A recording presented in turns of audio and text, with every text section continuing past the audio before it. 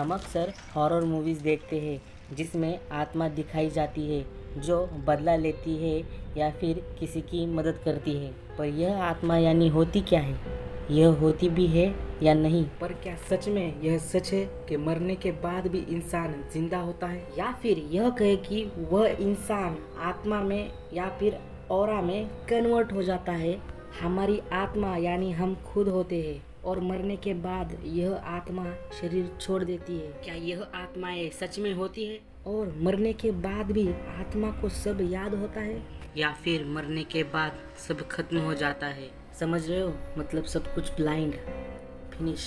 तो hi friends, आपका स्वागत है मेरे यूट्यूब चैनल नोन थॉट्स में, और हम यहाँ जानेंगे हर सवालों के जवाब जो सही में सही है। हमें हर वक्त एक सवाल और डर जरूर रहता है कि क्या आत्माएं होती है। चलो मान लेते हैं कि आत्माएं होती है, पर वह बदला कैसे ले सकती है? आत्मा को कुछ भी याद कैसे हो सकता है? आत्माएं बदला ले ही नहीं सकती, क्योंकि हमारी सारी यादें हमारे दिमाग में ही होती है। जैसे हमारे पास अगर एक मेमोरी है और उस मेमोरी में बहुत इम्पोर्टेंट मैसेज है, और अगर वह मेमोरी ही टूट जाए जिसमें मैसेज था, तो वह मैसेज भी वही ख़त्म हो जाएगा, यानी उसमें ही रहेगा, पर उसे हम देख नहीं सकते, पढ़ नहीं सकते, क्योंकि उसके लिए हमें मेमोरी को ठीक करना पड़ेगा, और वह कितना जटिल होता है हमें पता है। वैसे ही अगर हम मर जाते हैं तो हमारी सारी यादें रहती तो हमारे ब्रेन में ही है, पर इंसान को फिर से जिंदा करना या फिर दिमाग को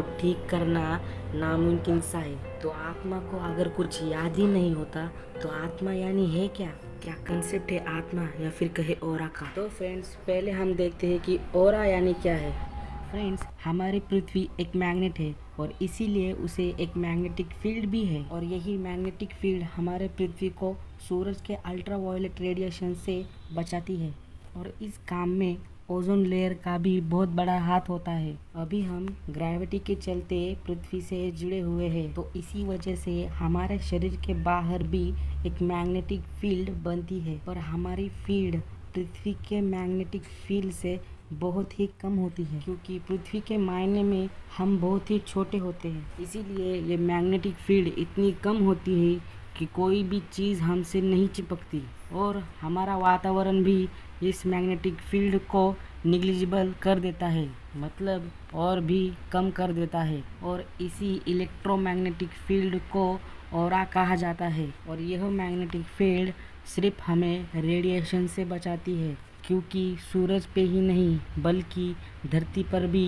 यह रेडिएशंस मौजूद है। हम जो एक्सरेज निकालते हैं वह एक्सरे भी एक रेडिएशन है, परंतु हम जब एक्सरे निकाल रहे होते हैं तो इन एक्सरेज का हमारे शरीर पे ज़्यादा इफ़ेक्ट नहीं होता, पर हम अगर ज़्यादा एक्सरेज निकालें तो यह हमारे शरीर को ज़रूर इफ़ेक्ट करेगा। यह हमारे मैग्नेटिक फील्ड को तोड़ के हमारे शरीर को नुकसान पहुंचा सकता है। यह एक्सरेज इतने खतरनाक होते हैं कि इससे हमें कैंसर भी हो सकता है, परंतु हमारी इलेक्ट्रोमैग्नेटिक फील्ड ऐसे रेडिएशन से हमें बचाती है।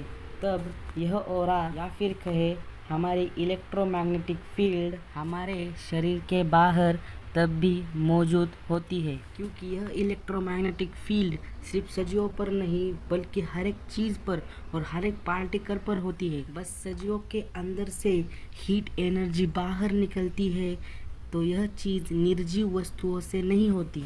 इसलिए मर जाने के बाद अगर हमारा शरीर निर्जीव भी हो जाता है, फिर भी यह इलेक्ट्रोमैग्नेटिक फील्ड वैसे ही रहती है। अब ऑरा क्या है यह तो आप समझ ही गए होंगे। तो फ्रेंड्स, चलते हैं आप आत्मा के कंसेप्ट के पास कि आत्मा क्या है। तो फ्रेंड्स, मैंने आपको पहले ही बता दिया है कि अगर कोई मर जाता है तो उसे कुछ याद ही नहीं होता, यानी आत्मा ना ही किसी का बुरा कर सकती है ना ही किसी का अच्छा। तो फ्रेंड्स, आत्मा क्या है यह जानने से पहले हमें यह समझना होगा कि शरीर क्या होता है। आपको तो पता ही है हर चीज़ आटम से बनती है, तो सेल्स भी आटम से ही बनते हैं, और इन्हीं सेल्स के मिलने से बनता है ऑर्गन, यानी हमारे शरीर के अलग अलग अंग, और इन्हें काम करने के लिए एनर्जी की ज़रूरत पड़ती है। हम जो कुछ खाते हैं, पीते हैं और सांस लेते हैं,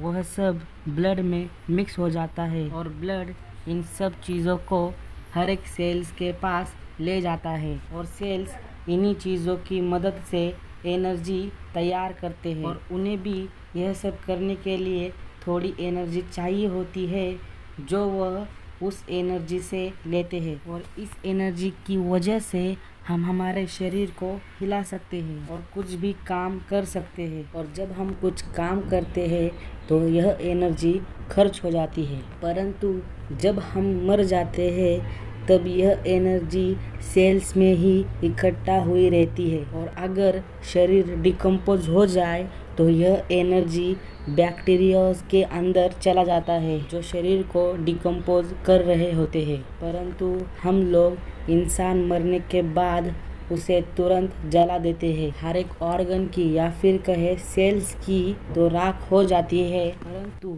जो एनर्जी होती है वह इन्वायरमेंट में मिल जाती है और यही एनर्जी ही आत्मा है। और हम जो कुछ भी काम करते हैं उसमें हमें जो भी एनर्जी खर्च होती है वह खर्च होती है, यानी क्या होता है, वह इन्वायरमेंट में मिल जाती है। क्योंकि आपने भी सुना होगा कि energy not be created and not be destroyed, यानी सिंपल से समझते हैं कि एनर्जी कभी ख़त्म नहीं होती, वह हर वक्त किसी ना किसी फॉर्म में ज़रूर रहती है। जैसे किसी भी चीज़ के दो प्रकार होते हैं, एक तो नेगेटिव और दूसरा पॉजिटिव। तो एनर्जी में भी यही कंसेप्ट होता है कि नेगेटिव एनर्जी और पॉजिटिव एनर्जी। हम जो कुछ भी वर्क करते हैं अगर वो अच्छा होगा तो उसमें से खर्च होने वाली एनर्जी पॉजिटिव एनर्जी होगी और किया गया वर्क अगर गलत हो तो वह एनर्जी नेगेटिव एनर्जी होगी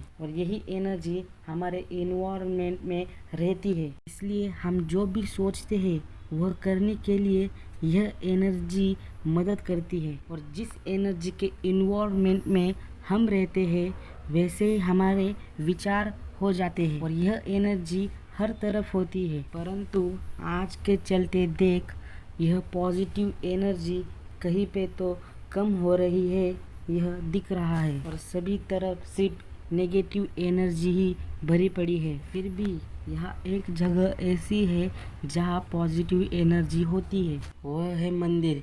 क्योंकि मंदिर में जाने के बाद हमें सिर्फ पॉजिटिव थॉट्स आते हैं और हमें वहाँ प्रसन्न भी लगता है। यह सब उसी एनर्जी के कारण होता है और जिस जगह पर पॉजिटिव एनर्जी नहीं है उस जगह पर नेगेटिव थॉट्स के चलते नेगेटिव एनर्जी हमसे अट्रैक्ट होती है और इसी वजह से हम नेगेटिव काम करते हैं, यानी कुछ गलत कर बैठते हैं। तो भाई अब आपको सोचना है कि आपको कैसे काम करने हैं। जैसे आप काम करोगे तो वैसे ही आपकी एनर्जी इन्वायरमेंट में रहेंगी, या फिर यह कहे कि आपकी आत्मा इन्वायरमेंट में होगी। तो फ्रेंड्स, आपको वीडियो पसंद आई तो लाइक कीजिए। ऐसे ही इंटरेस्टिंग वीडियो देखने के लिए चैनल को सब्सक्राइब कीजिए। मिलते हैं अगली वीडियो में ऐसे ही सवाल के जवाब के साथ जो सही में सही है।